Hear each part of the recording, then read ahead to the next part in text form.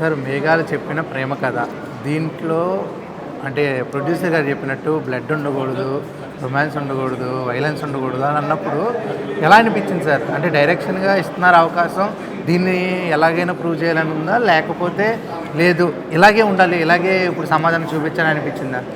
అంటే అలా కాదు సార్. అంటే అన్నీ ఉండాలి, అన్ని రకాల సినిమాలు ఉండాలి. అయితే ఈ రకమైన సినిమాలు ఈ మధ్య రావట్లేదు. అవును. సో ఆవిడ అడిగింది మంచి ఛాలెంజే అనిపించింది. సో తప్పకుండా. అండ్ బ్యూటీ అంటే నా దృష్టిలో anything that pleases your eyes is beautiful. అవును. సో సినిమా అంతా అలా ఉంటే, మన ఐస్ని ప్లీజింగ్గా ఉంచితే, అంటే స్ట్రెస్ అవ్వకుండా, సౌండ్ పరంగా కానీ విజువల్ పరంగా కానీ స్ట్రెస్ అవ్వకుండా మనం ఒక ఫుల్ 2 hours 15 minutes ఫిల్మ్ అలా ప్లెజెంట్గా చూస్తే అదొక ఎక్స్పీరియన్స్ కదా.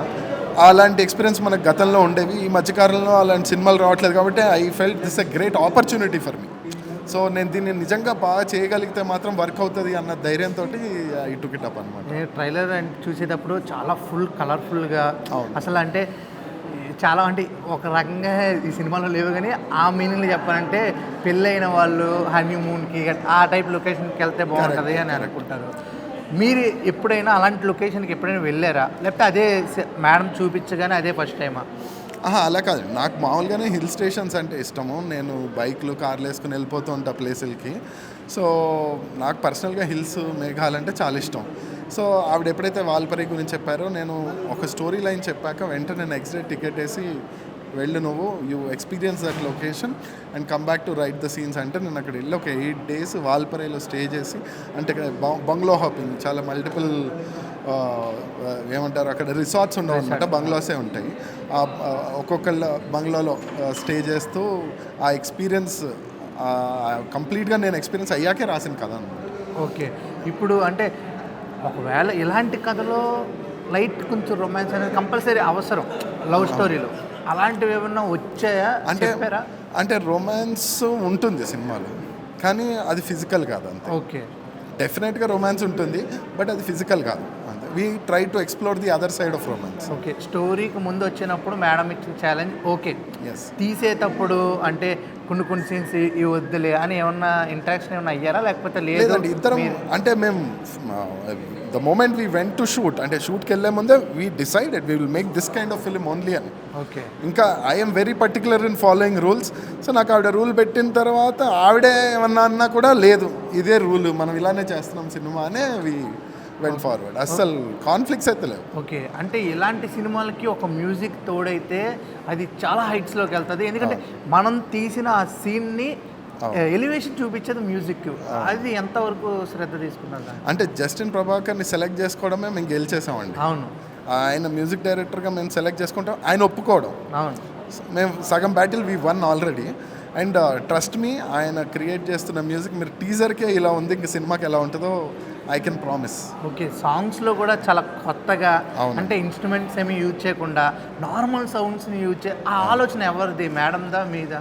లేదండి, అది నేను జస్టిన్ కూర్చొని డిస్కస్ చేసాము. ఏదైనా డిఫరెంట్గా చేయాలి అంటే ట్యూన్ ఇచ్చాక నాకు ట్యూన్ బాగా నచ్చిన తర్వాత నేను ఇంకేమైనా డిఫరెంట్గా చేయొచ్చా, can we offer something more differently, యూనిక్గా, కొత్తగా ఉండే మంచి ప్రయోగం.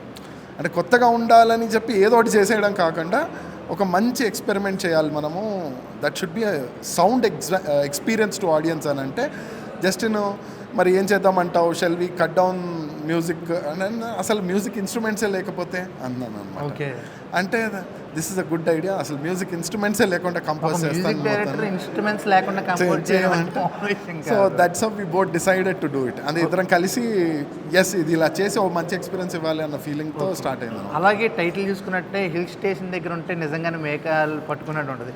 ఆ టైటిల్ పెట్టడానికి అలా పెట్టడానికి కారణం ఏంటి, ఎప్పుడు వచ్చింది ఆలోచన? అంటే యాక్చువల్లీ అదే ఎక్స్పీరియన్స్ అండి. నేను ఎప్పుడైతే స్టోరీ నెరేట్ చేసి అంతా బాగుంది, ఓకే ఈ సినిమా మనం చేస్తామని ప్రొడ్యూసర్ గారని నెక్స్ట్ డే ఫ్లైట్ టికెట్ వేసి పంపించారో, అక్కడికి వెళ్ళి కూర్చుంటే నిజంగానే వచ్చి మేఘాలు వచ్చి తగులుతున్నాయి.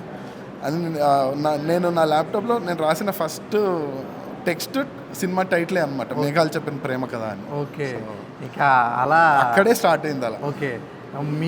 మీ లవ్ స్టోరీస్ ఎప్పుడైనా అలాంటి ప్లేస్లో ఏమైనా స్టార్ట్ అయ్యా? అసలు లవ్ స్టోరీ మనంతా సిటీలో ఉండి ఏమంటారు మార్కెటింగ్లో వీటిలో ఉన్నాక ఇంక ఇక్కడ అలాంటి లవ్ స్టోరీ మన లైఫ్లో ఏం లేవండి. ఇప్పుడు మీ జర్నీ చూసుకున్నట్టయితే ఇప్పుడు అంటే మా ప్లేస్లోంచి ఈ డైరెక్టర్ గారి ప్లేస్లోకి వెళ్ళారు. ఎలా ఉంది ఆ జర్నీ? అంటే ఇప్పుడు చాలామంది ఇన్స్పిరేషన్ అని ఉంటుంది. ఎలా అనిపించింది మీకు? ఎలా అనిపించింది? అంటే మా ఫాదర్ ఫిల్మ్ మేకరే కాబట్టి డైరెక్టర్ అంటే ఏంటో నాకు చిన్నప్పటి నుంచి తెలుసు. అండ్ ఆయన దగ్గర పని చేయడము, యాడ్ ఫిల్మ్స్ చేయడము, యాడ్ ఏజెన్సీలో నేను వర్క్ చేశాను. సో నాకేంటంటే ఆల్రెడీ మనకి తెలిసిన క్రాఫ్టే ఈసారి పెద్ద స్కేల్లో చేస్తున్నాం అవును అనే ఫీలింగ్ వచ్చిందనమాట. ఇంకెక్కువ రెస్పాన్సిబుల్గా చేయాలనే రెస్పాన్సిబిలిటీ తీసుకుని చేశాను. ఓకే. ఇప్పుడు ఏంటంటే జస్ట్ రేపే జూన్ 1 ఆ జూన్ 1 అప్పుడు కొన్ని థియేటర్లు బంద్ అని ఏవో వింటుంటారు కదా సార్. అలా విన్నప్పుడు ఏమన్నా కొంచెం టెన్షన్గా అలాంటివి ఏమన్నా అనిపించింది? అంటే థియేటర్లు బంద్ అంటే బాధే అనిపిస్తుంది కదా సార్. కానీ అక్కడి వరకు మేము ఇంకా వెళ్ళలేదు ఆ స్టేజ్ వరకు కాబట్టి I'm not the right person to say anything on that. Okay. ఇప్పుడు క్యాస్టింగ్ ఎంచుకున్నప్పుడు ప్రొడ్యూసర్గా ఆవిడ చెప్పారు ఇలాంటి వాళ్ళు వద్దు ఇలా అని. మీకు అప్పుడు ఏమన్నా ఒక విజన్ ఉందా రాసుకున్నప్పుడు? కథ అంటే మేము అసలు కాంప్రమైజ్ అవ్వలేదు సార్. ఎవరైతే కావాలనుకున్నామో వాళ్ళు ఉన్నారు మా సినిమాలో. మేము ఈ ప్రిన్స్ రామవర్మ గారి గురించి చెప్పాను, ఆయన కావాలనుకున్నాం, ఆయన వచ్చారు. రాధిక గారు ఉండాలనుకున్నాం, ఉన్నారు. సుమన్ గారు, వామని గారు, తులసి గారు, వాటంటే అందరూ ఉన్నారు. కెమెరామ్యాన్ గారి దగ్గర నుంచి, మ్యూజిక్ డైరెక్టర్ గారి దగ్గర నుంచి, డేర్గా ఉన్న ప్రొడ్యూసర్, డేరింగ్ డాషింగ్ డైరెక్టర్ గారు, అబ్బా మామూలుగా లేదు. ఒక హీరోయిన్ విషయంలో మేడం గారు చేసిన కామెంట్ అంటే తెలుగు వాళ్ళకి కథ చెప్తే వాళ్ళు ఒక పెద్ద హీరో ఉంటే మేము చేస్తాం అనేసి అన్నారు కదా. అవునండి. ఎవరు వాళ్ళు? అంటే ఆల్రెడీ నోనా? ఐ డోంట్ వాంట్ అంటే నోన్ వాళ్ళు అయితే కాదు సార్. నోన్ కాదు, వాళ్ళు జస్ట్ 1 or 2 ఫిల్మ్స్ చేసిన వాళ్ళు ఎవరో. బట్ వాళ్ళు అలా అంటాం ఆశ్చర్యంగా అనిపించింది. మంచి కథ చూసుకుని వాళ్ళ అలా ఉంటే బాగుండేదేమో. ఆ రెస్పాన్స్ వచ్చినప్పుడు మేము ఫీల్ అయ్యాం. అని జెన్యూన్గా ఫిల్మ్ చేద్దామని వచ్చినప్పుడు you listen to the story, you don't like, you rejected.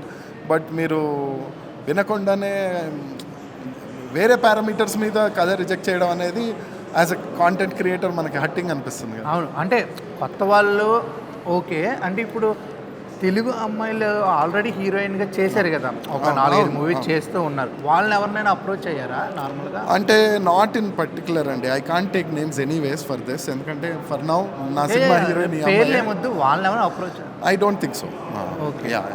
Just నార్మల్గా ఇద్దరు కలిసి ఇంకా మైండ్ సెట్ ఇంకా వద్దులే వెళ్ళు అని. అంటే అది వెల్కమింగ్గా లేదు కదా సార్. మనం ట్రై చేసినప్పుడు అప్పుడు మనం దూరంగానే ఉండాలని ప్రయత్నం. ఓకే. ఇంకా వాళ్ళు చూపించిన రెస్పాన్స్ ఏదైతే ఉందో అది ఒకటి మైండ్లో వచ్చింది తెలుగు వీళ్ళు అని. ఇప్పుడు ఈవిడ వచ్చిన తర్వాత, ఈ హీరోయిన్ వచ్చిన తర్వాత ఎంతవరకు న్యాయం చేశారు క్యారెక్టర్ కానీ? అంటే ఒకటి చెప్తానండి, అంటే వాళ్ళు వచ్చారు కాబట్టి మేము అలా ఫిక్స్ అయిపోయాము అందరూ అలానే ఉంటారు అని అయితే డెఫినెట్గా మేము అనట్లేదు. మాకు జరిగిన ఎక్స్పీరియన్స్ మాకు హట్టింగ్ అనిపించింది. ఇంకా ఇద్దరు అనిపించినప్పుడు ఎంతమందిని చేసేస్తామో అలా ఇలా ఎలా జరుగుతుందో ఏమో మనకు తెలియదు, what kind of responses will get అని. అప్పుడు దెన్ మేడమే లేదు, కొత్త వాళ్ళనే చూద్దాం అనుకొని తన దగ్గరికి వెళ్ళినప్పుడు తనతో working was fantastic. And you see the magic. అమ్మాయి అసలు ఒక అద్భుతంలాగా ఉంటుంది సినిమాలో, అందులో మాత్రం డౌట్ లేదు అసలు. That much guarantee. యాక్టింగ్ పరంగా కానీ దేని పరంగా చూపించిన వరకు కళ్ళు నిజంగానే ఆ డైలాగ్ ఉంటుంది కదా, వర్మ కళ్ళు చెదిరిపోయేవారు. నిజంగా కళ్ళు చెదిరిపోయి చాలా అంటే నిజంగానే వెళ్ళి ఆ లొకేషన్లో ఉన్నట్టే ఫీల్ ఉంది. ఇక ట్రైలర్లో చూద్దాం. అంతవరకు all the best sir. Thank you very much. Thank you sir.